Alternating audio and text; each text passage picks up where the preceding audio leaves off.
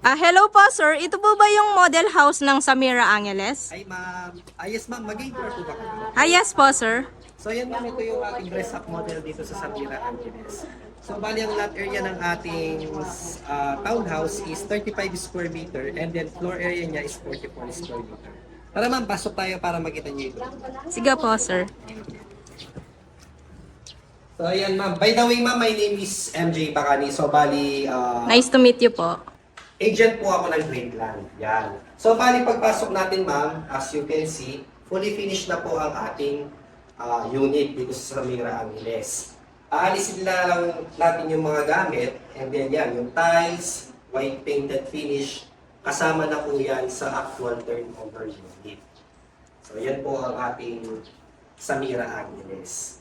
Sir, ask ko lang po, saan po yung location nitong Samira and ano po yung mga landmarks nito sir?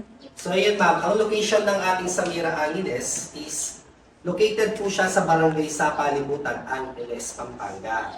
So yun, kung nanggaling kayo ng Marquee Mall ma'am, nasa 12 minutes away lang po siya. Magmula dun sa Ayala Marquee Mall, and then nandyan na rin po yung NLEX toll gate ng Angeles. And kung nagtatrabaho po ba kayo saan ba nagtatrabaho ma'am? Working po ako ngayon sa Clark sir. Yun, sakto. Kasi from Clark kasi ma'am, nasa 25 minutes away lang siya. So, yun yung kagandahan sa location ng ating Samira Angeles.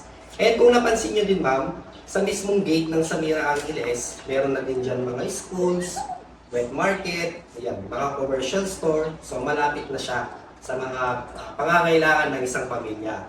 And ang maganda din dito sa Samira Angeles ma'am, kumpleto na rin ang ating amenities. Meron tayong clubhouse, basketball court, and then swimming pool. Yan, para may enjoy ng inyong mga anak. And then, meron na din tayong tennis court. So yan, bag dito sa part ng sink, yan, naka-tiles na din siya. And then, meron na rin siyang built-in cabinet sa ibaba. So, upon turnover, ma'am, ganyan na po siya. And then, dito sa kanyang toilet and bath, so yan ma'am, tignan niyo. Ang maganda sa kanya ma'am, naka-tiles na siya hanggang itaas. Okay po sir. And then yan, kasama na din yung mga yan. Ang hindi lang kasama dyan ma'am, itong mga maliliit na design. And itong mirror, yan, hindi pa po kasama yung mga yan. Pero yun, ang maganda sa kanya, since fully finished na siya ma'am, wala ka nang ipapagawa sa loob ng bahay mo. Dadalhin mo na lang yung mga gamit mo. And then, syempre ma'am, meron din tayong service area dito sa likuran. Yan, naka-fence na din siya. So, nasa sa inyo, ma'am. Pwede nyo gawing laundry area to. Pwede nyo gawing dirty kitchen. Pwede nyo siyang ipa-enclose, ma'am, kapag ka na-turn over sa inyo yung unit. Or pwede nyo siyang ipa-grills. Sir, ask ko lang po, ilan pong bedrooms itong Samira? Tara, ma'am. Akyat tayo sa taas. Okay. Bali, 2 bedrooms ang ating Samira Angeles. Ito, ma'am. So, bali dito sa second floor, ma'am. Ito yung bedroom 1 natin. So, yan. Kung may mga anak tayo, dito sila. And then, dito naman sa bedroom 2, meron na rin siyang maliit na built-in cabinet. So, ayan. Upon turnover, ma'am, ganyan na po siya, except lang sa mga furnitures natin. And, syempre, naka-sliding window na din ang ating Samira Angeles.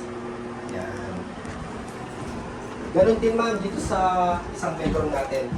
Meron din siyang maliit na sliding window.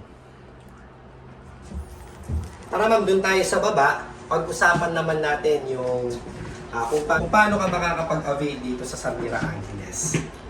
Sir, paano po ba yung computation dito and paano po kami makakapag-avail? So yan, dito sa Samira Angeles ma'am, ito yung ating sample computation. Ito yung ating total contract price ma'am, 1,783,000. Yung loanable amount natin ma'am, yung 1,693,000, ito po yung ipapasok natin kay Pag-ibig. And then, ang kanyang down payment is 90,000, 20,000 reservation fee, and then, yung ating balance na 70,000 ma'am, free na po siya. Yun yung maganda ngayon. So, naka-promo tayo dun sa kanyang down payment is free na lang yung balance natin. So, wala na tayong babayaran. Yung 20,000 reservation na lang. So, dito sa 20,000 reservation fee, ma'am, ipapakumpleto na namin kaagad lahat ng mga requirements natin para may pasok na siya kay Pag-ibig. And yung kanyang miscellaneous fee, 60,000, free na din po siya.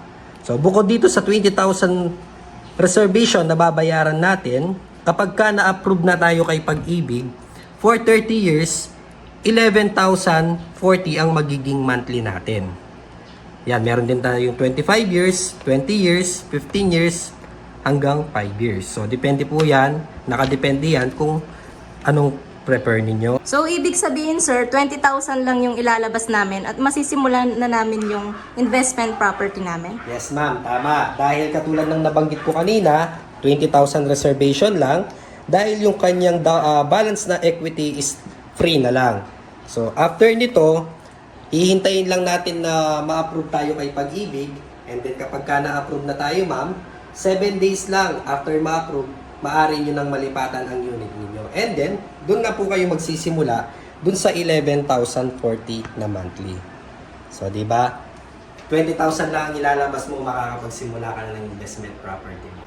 And then, sa list of requirements naman, ma'am, katulad ng nabanggit nyo, ma'am, locally employed kayo, di ba, ma'am? Yes po, sir. So, bali ang kailangan lang naman natin is two valid IDs, and then certification of employment with compensation, and then PSA birth certificate, yan, kung single ma'am, and kung married naman, PSA marriage contract.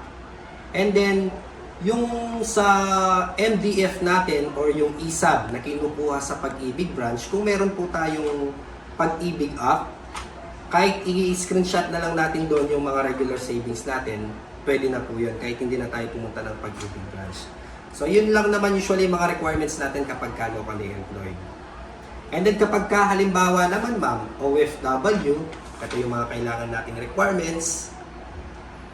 And then kapag ka self-employed naman, ito naman yung kailangan nating requirements. And kung virtual assistant naman, ito naman yung kailangan nating requirements. So, yan lang ang kailangan natin. And then, kailan nyo po ba planong mag-reserve, ma'am? Ngayon po sana, sir. Ngayon na. At the moment po. Yun ma'am, kung halimbawa po gusto na natin simulan yung investment property natin, upon reservation kahit 2 valid IDs lang naman, and then yung ating proof of income plus yung 20,000 reservation. Yun lang naman ang kailangan natin para makapag-reserve tayo. And then yung mga kulang natin na requirements, meron naman tayong 15 days para kompletuhin yun. So tara ma'am, proceed tayo sa office para dun sa reservation ninyo. Okay, sir. Thank you.